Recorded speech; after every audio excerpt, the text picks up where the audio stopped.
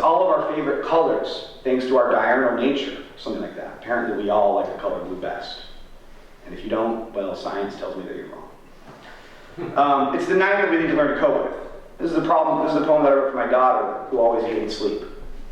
Lullaby, sung for the third time tonight. Asleep, your body's warmth is your soul, held tight in your furry head. Your soul's let out through your cracking voice, creaking like the door, scraping across the room, dancing. Time, as you know, a luckless creature can be coerced, thralled to a conductor's baton, two tiny fists in the air. Asleep, your soul grows when it goes quiet, time released with your hot, even breaths. I felt your mouth against my chest, you're nestling in. When I try to let you go, your soul will come running out. It will open the door when you open your mouth, and the song to be sung someday when you speak will bud like light in the hall. It was also Trockle who taught me how to think about the difference between the blue of day and the blue of evening, which is what I'm trying to capture in these last two poems. This is a short poem by Trockle that I've translated from the German. It's called Evening Song.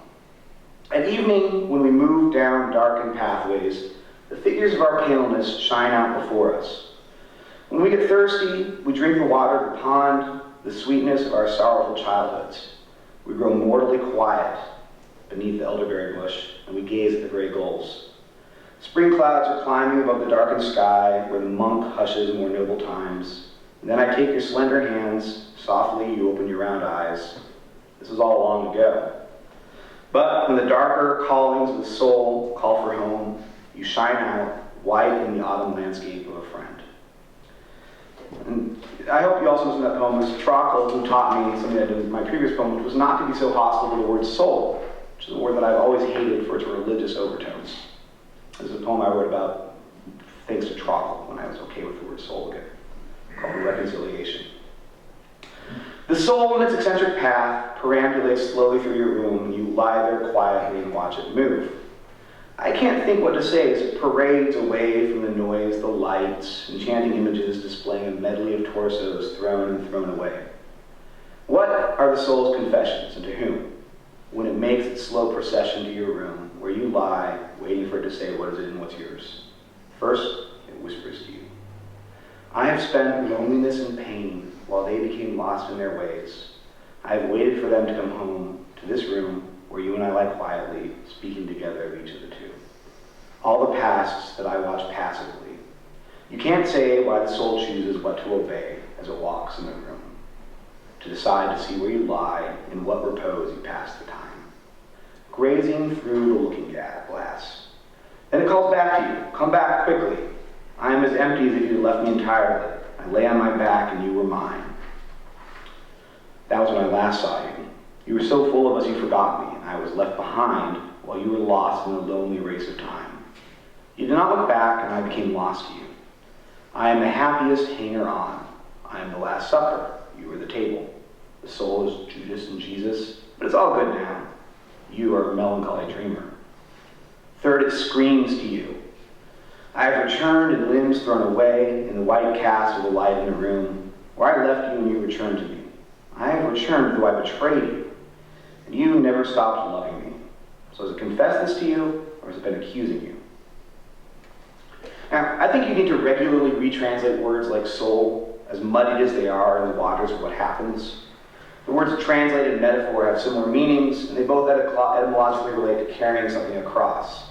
I tend to think that the risk of all communication is that it tries to bring disparate things into contact. I reject the principle of identity in favor of the principle of continuity. Poetry tries to bring the most disparate things into contact with one another. There's a very short poem that I wrote about that. How to talk as though you don't know. How to talk as though you don't know. Bruised eyelids, ghosts, Kirke, who was a sorceress, circled her house 3 times. Man on the roof, he gets drunk and falls. We saw him later. That dumb wind was just stupid. It didn't know a thing. Hush, my little magpie, how not to find north before spring. We had been waiting for the closing act. Our playbills were already all marked up. You signaled to me when the curtains fell. I had already put my jacket on you. The person on the stage who was dead had bewitched you by then. We were already through. Poetry tries to bring disparate things together, sometimes things that don't belong together. This is a poem called 5 à 7, which means 5 to 7 in French. It derives from the term that Parisians give to the glorious 2 hours between when they get off work, visit somebody, and then when they go home to their spouses. 5 à 7, part 1. We divide our time. 2-hour hedge funds. Hedge, fence, gate, screen door. 5:15. The door opens and shuts. Your boots over the tile, over the wooden floor, clatter until they're removed. You're shutting the closet door when I come downstairs, pull you into me, you reach at my tie. At 5:10, I loosen it. Pull you into me, hand moved from your back, up your spine, into your hair. You've cut it, you told me to do that, but when did I last see you? Hand loops a small bit of what's left, presses against the bump of your skull, thumb pressed up pulls, not too hard, no marks. Left hand moves up the front of you, over breasts to your chin, pushes, not too hard, no marks. Your mouth up towards mine.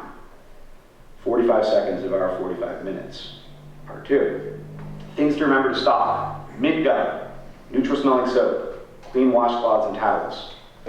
Things to ignore. The flow of water. You squeeze me out of you. Soap, washcloth, towel, gum. Things I say. I love you, though I wish I didn't. Stay longer.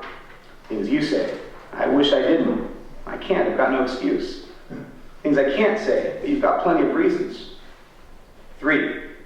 We divide our times. There are 2 hours that are eaten into the greater part of the day, which is jealous of them like truth is jealous of fiction. Like the moon is jealous of moonless nights. Like dreams are jealous of sleep. Like water is jealous when I pour myself into you. 4. If a beggar sleeps half his life, and when he sleeps he dreams he is a king, is he really a beggar or a king? If the beggar dreams of the queen, which is more real? The queen that he dreams of, who lives with him, or the queen who lives with the king, but dreams of the beggar? If 2 hours a day, the queen dreams that she lies with the beggar, which is richer, her wealth or her poverty? And if she only smiles twice, once at 5, once at 7, then whose share is bigger? So sometimes our attempts to connect disparate things together work, and sometimes they don't. I find poetry helpful then also. Here's a poem called Your Gorgeous Body. Even my eyes have learned how not to love the sight of you. That's the poem. Trouble, of course, is that gorgeous bodies are worth learning, unlearning, and relearning. A poem about muses. Muse scene 1, take 1. For the first time in months, a poem flies unbidden to my head like Metis buzzing round Zeus's bed. Perhaps I breathed it in through the air we shared. I can't speak of anticipation or expectation, but I can speak of waiting, although often in vain. We pray for poems who love singing. But this is also airy, so lacking in substance. Zeus may have persuaded Metis to metamorphose to a fly to swallow her. It's divine birth control. He feared what she'd give him after she gave herself to him. I won't deny it's a problem that plagues men, this lust for control. I've seen its shadow in your caution. But we're talking of music, something else altogether. Take 2. You say I'm a goddess. I won't deny there's something in your smile and your eyes. Only my mother's friends say that, you say. Men don't say that. Your wary eyes, though, liquefy. To prove my point, I'd say. But you are young, and you don't know why I say that.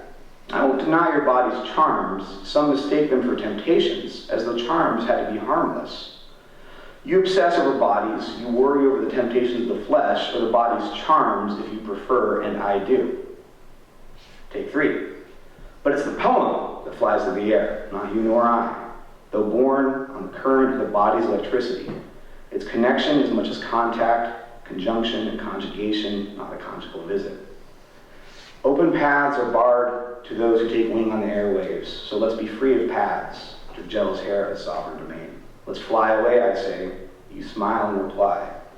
I won't deny the charm of your tempting smile. Take 4.